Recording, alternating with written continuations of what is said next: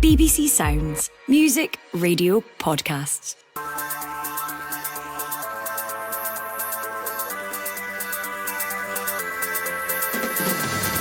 Hello, I'm Phil Goodlad and this is the Scottish Football Podcast. It's Wednesday the 11th of December and it's absolutely Baltic outside, but you're very welcome with us. It's another goalless draw on their travels for Celtic in the Champions League to back up the point they got in Bergamo against Atalanta.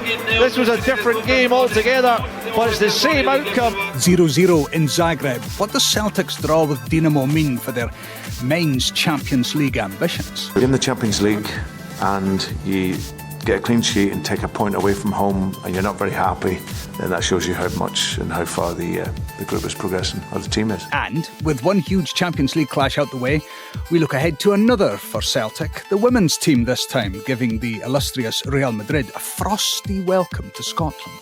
We're welcoming them with a big cold hug to Glasgow. The Scottish Football Podcast from BBC Sports Scotland. Great to have you along this morning. Let's huddle and stay warm and bask in the glory of our champions being undefeated last night in the Men's Champions League. Mark Atkinson, the sports editor for The Scotsman, is with us. Mark, morning to you. Good morning. You look positively warm in your little podcast studio there. Looks can be deceiving, can't they? Yeah, should just say we can see each other as we chat. So I will describe the scene for you. Marcus is bedecked in a white fluffy robe with a cigar holder and a glass of Chardonnay. No, he's not. He looks like he's trying to stay warm. It is very, very cold. I may be laying it on rather thick, but you'll understand why when I introduce Hamish Carton from the Celtic AM YouTube channel. Hamish, good morning to you, or should I say, in an equally twee way, good day, because you speak to us from down under. Yes, Melbourne-based, 5:30 here this evening. So I'll still say good morning to you guys. We're not quite got the same weather issues as you lot, but I won't rub it in too much. Well, let's get it out the way. What temperature is it with you? It was -3 when I was driving in this morning. So we're at 23 at the moment, but as I say, it's kind of evening now. So it was a bit warmer early on. Lovely day here. The weather is firmly turned and we're into the summer months here, so it's great. Yeah, I almost feel like Mrs. Merton about to ask Paul Daniels' wife, what does she see in the millionaire Paul Daniels? But what do you see out in living in Australia on a morning like this? Yeah, a lot. It's great out here.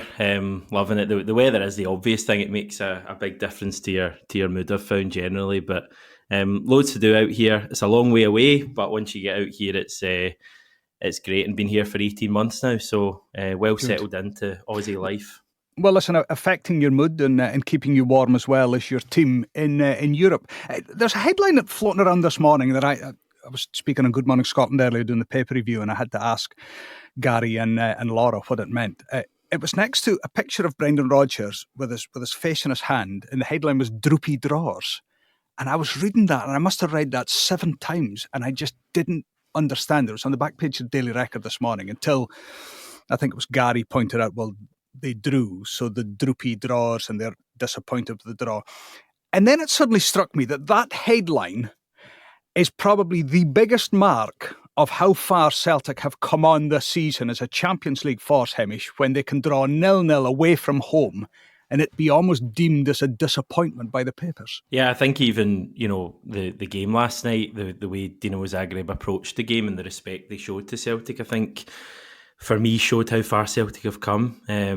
You've got to remember, this time last year, Celtic couldn't win a single game in the Champions League until we got to that dead rubber match against Feyenoord, and since then, including that game, we've now played 7 matches and just lost the one. So it's been a hell of a turnaround at Champions League level, and even when I don't think Celtic got near to their best last night, to now be able to go to away Champions League matches, tough environments, and come away with a positive result, I think is, as you say, a mark of how far we've come. And yet, Mark, that was a chance for the first away win in 7 years, and Celtic had one shot on target in the entire game. Statistics depends whatever way you want to look at it, but Celtic will feel that was an opportunity missed. It was, up against a Dinamo Zagreb team that's been struggling for results and good form with some players injured. A stadium that's not particularly hostile anymore, given only 3 stands are open. It did feel like an opportunity for Celtic. They didn't really take it. I thought they were the better team in the first half without creating an awful lot. The second half, the game became a bit more open, and both teams had their slight moments, but it felt like a low-rent game of chess, to be honest. I felt it was a really, really average game of Champions League football. Point will probably do Celtic in the long run, as long as they take care of business at home. And if that happens, then nobody's going to really look back at Zagreb and go, what a missed opportunity. It's only if they don't manage to get the job done. I think Brendan Rodgers' quote said it all. There was an element of frustration there. He knew that could have been the win that really catapulted them to the next level. It's an evolving team at this point in the Champions League. I think we all have reasonable expectations there of Celtic, given what they've achieved so far in the competition. It's not one that's going to live long in the memory. I do think Celtic can still qualify, but I would have liked to have seen more from a Celtic team that, by and large, I've been very impressed by this. I mean, I should just tidy everything up by saying that Celtic are on 9 points, which leaves them in 19th place in the Champions League table. But given there's about 300 teams in the Champions League table this season, I would like to prefer that they're actually 3 points outside the automatic qualification spot. Do you think, Hamish, that Celtic still has a real chance of making that top 8? No, I mean, for me, the top 8 stuff, even after the Leipzig win, was always unrealistic. I mean, the top 8 teams they're going to be from the top 4 or 5 leagues, I can guarantee, and you could probably name 5 or 6 of them already. I don't ever think Celtic finishing inside the top 8 was realistic, personally, as good as we've been. Top 24, 100%, that's the ambition. Brendan Rodgers said that earlier in the season, and I agree with Mark. I mean, I think you look at last night on its own, and it wasn't great. It wasn't a great performance, but then you look at the kind of overall state of play where we are, and I think it was a positive result. It means that the matchday 7 match against Young Boys, Swiss champions, in January is no longer really a must-win in terms of top 24 qualification. Celtic will probably be able to get there with 10 points. So I think that was my big thing about last night, was that if you lost last night, then that Young Boys game then kind of becomes a must-win. And also, you had the double whammy last night of Dinamo Zagreb overtaking Celtic had they won that game. So I think that's quite important as well. Everyone's quite obsessed with this 10-point thing that I just brought up, but it's also a league table. And I think last night Celtic stopping Zagreb from getting ahead of us in the table was positive. So I'm supremely confident Celtic are going to finish in the top 24.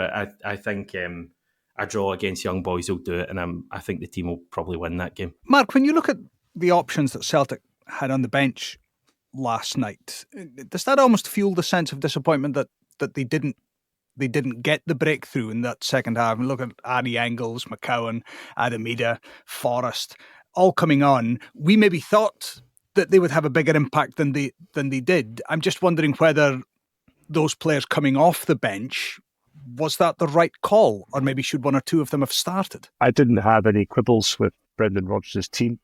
I felt Paulo Bernardo deserved to start. I think Arne Engels has dropped off his form a little bit after a really good start, and I'm a big fan of what Engels has in his skill set, but he's young and still developing and growing into the Celtic team. And I would have started Kyogo, so again, no issues with that team. I thought the substitutions were fair. I thought he made the changes at the right time. I thought Reo Hatate had fallen out of the game a little bit in terms of his final ball. And actually Engels did some really nice things, probably creating the best chance of the match late on with a low cross that was really, really well defended by Teofil Catrin. So there were little moments that they showed their quality. The 4 players you mentioned, though, James Forrest is the only one with really tangible Champions League experience. Luke McCowan's never played at this level until this season. Arne Engels, international player, but still young, as we said. And Adamida's still quite a young striker. We forget about that. He played most football in the Championship. That highlights the evolving nature of this Celtic team. And in the end, they couldn't fashion a goal. They had a couple of slight moments. And these players will get better for this experience. Brendan Rodgers has spoken about that all the time, that they learn from their Champions League journeys. And I think since Dortmund, they have learned and progressed. And I think they will probably look back at this and go, okay, what could we have done better to have got that elusive victory? It's not a disastrous result. I think Hamish explained that really well. And go and beat Young Boys, who are one of the poorest teams in this tournament, and it is definitely done.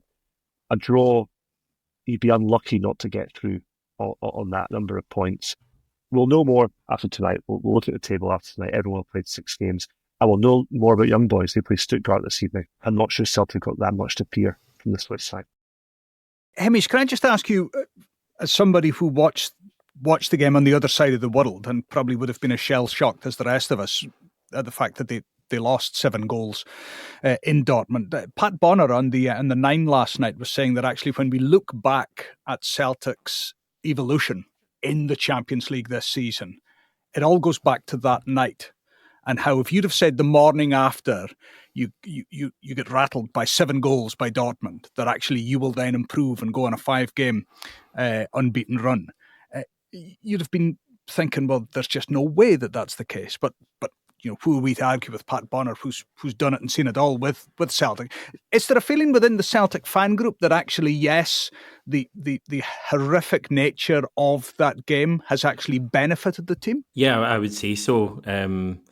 And as bruising it was at the time, you could argue that had we lost that by a more respectable scoreline, you maybe wouldn't have seen the change that we've seen in the approach. And I mean, Celtic, I think, still have a lot to learn going away from home in Europe. We saw that last night. I think defensively, there's been a huge improvement. 2 clean sheets in a row over the last couple of away Champions League games since Dortmund. I was looking this morning to try and work out the last time that Celtic had kept back-to-back clean sheets away from home in Europe, and not including qualifiers against smaller teams. It was during the run to Seville in 2003. So it's been a while since Celtic have kept back-to-back clean sheets away from home against top-level opposition. I don't think it's ever happened in the Champions League for Celtic. So the team's learning away from home. And yeah, to go back to your point in the Dortmund game, I think that was a huge moment for the team. We went into that game with real confidence. Had just scored 6 goals against St Johnstone and maybe just got a bit excited. I think the whole support was excited going into that game. I personally felt we could go and get a result over there. And I think it was a bit of a reality check for everyone. But looking back at it, it's probably been a pretty good thing, as horrible as it was at the time.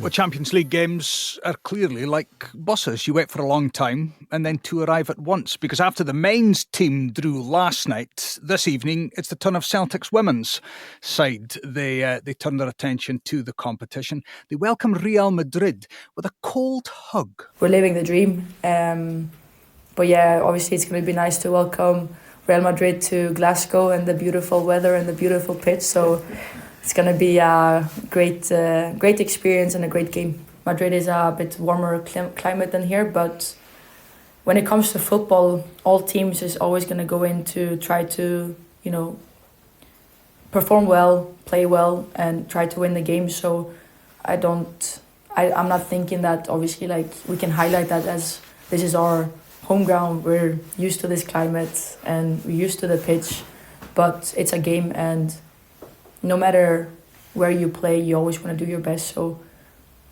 we're welcoming them with a big cold hug to Glasgow. To the match at New Douglas Park, which kicks off at 8, and there will be live coverage on BBC Radio Scotland from 7 o'clock. That's on digital, online and on your smartphone. To set the scene ahead of the game, Iona Ballantyne's been speaking to our match commentator tonight, Stuart Mitchell.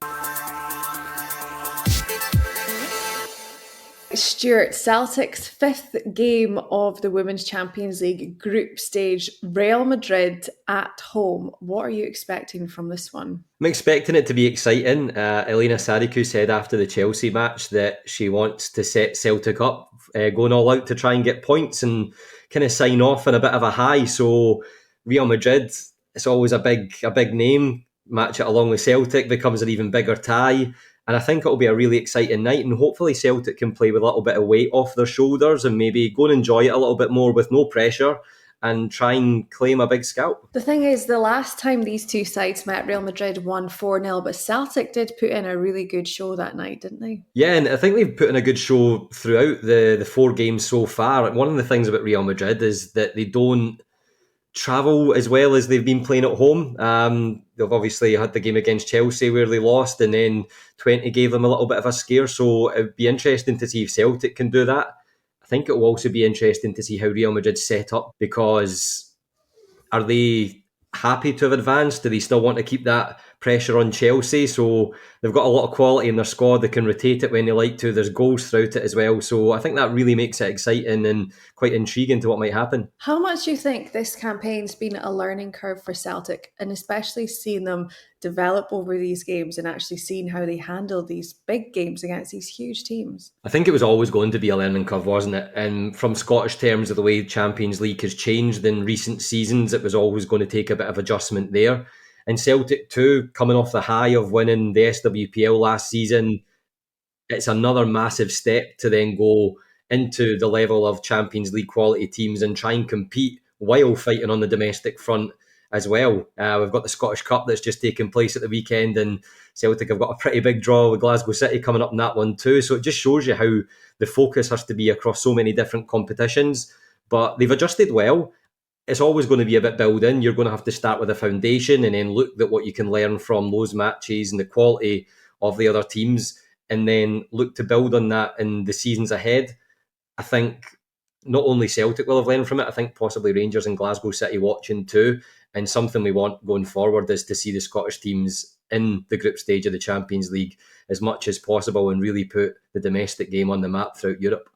Well, Stuart, when you look at the table, Real Madrid on 9 points from 4 games, Celtic still looking for their first point of the group stage.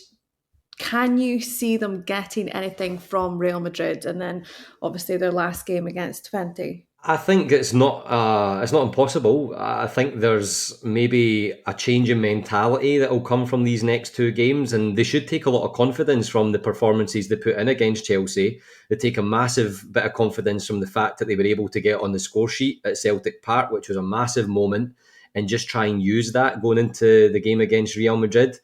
I think there'll be a bit of pressure there because of course, they're athletes, they're competitive players. They want to go out there and get something. They don't want to show up and just be there as part of the occasion. So Elena Sadiku, mentality-wise, the way she talks, the way she sets up, I think she'll definitely be going for something from this game. Who are the stars in this Real Madrid team? Obviously, Caroline Weir, a name that Scottish people will all know, and who does Celtic need to look out for? I think there's so many, to be honest. They've got goals throughout the team. Senia Bruin's the kind of standout. She's scored the most goals for them this season with 7.